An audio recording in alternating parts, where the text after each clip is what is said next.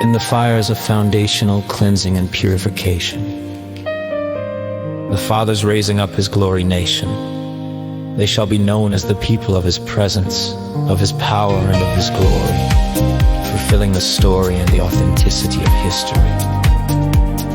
Did you catch that? The truth that tells history, His story for His glory. He's a sovereign God, the story writer and only author of the story of His glory and His dealings with man for it. Is it not written in Colossians 1 that He is the one from which all living things sprung? The great God Jehovah is the history script writer, and we are all the role players in history which unveils the story of His glory, His story through which He shall be greatly glorified.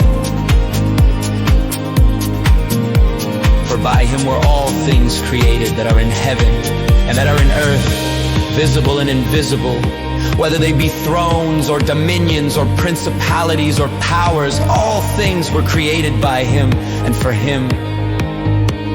And He is before all things, and by Him all things consist. And He is the head of the body, the church, who is the beginning, the firstborn from the dead, that in all things He might have the preeminence. For it pleased the Father that in Him should all fullness dwell, and having made peace through the blood of His cross, by Him to reconcile all things to Himself. By Him, I say, whether they be things in earth or things in heaven. And you that were sometime alienated and enemies in your mind by wicked works, yet now has He reconciled in the body of His flesh through death, to present you holy and blameless and unreprovable in His sight, if you continue in the faith, grounded and settled, and be not moved away from the hope of the gospel which you have heard, and which was preached to every creature which is under heaven. His glory and story shall be read, demonstrated and written in the bride of His choosing, being prepared after a hidden way and a hidden manner, not through the Babylonish harlot which clothes itself in outward glamour, reflecting their Pharisaic pride and love of money. Oh, He's coming to lift up the skirt of the fleshly, prideful harlot, whose religious gatherings are nothing but an outward show and fashion parade. Watch how their glory fades when Jesus Himself steps onto the international platform through the outcast. Nobody's mocked, scorned, judged, rejected, and ridiculed by those who think they own the rights to God.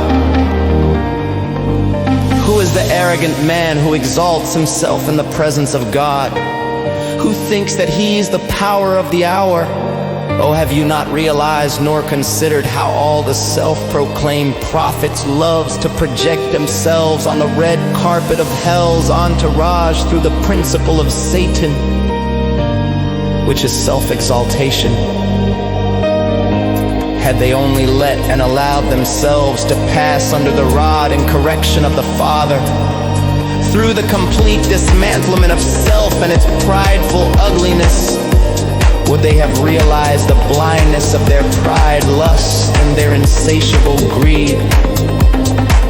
The Trinity God suddenly shall explode in the majesty and splendor of the judgment prophesied in Isaiah 66, by which He comes to shake and dismantle the foundational bricks built by the devil's tricks. Oh, how they shall burn like little brittle sticks, then blown away as the chaff, wood, and hay that it is.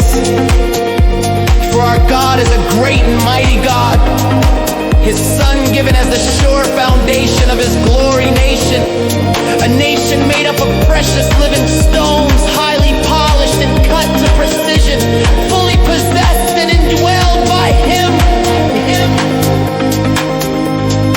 Oh, just watch how His glory unfolds, for He has marked the way and will lead us in His way. A pillar of cloud by day and pillar of fire by night, into a glory flight.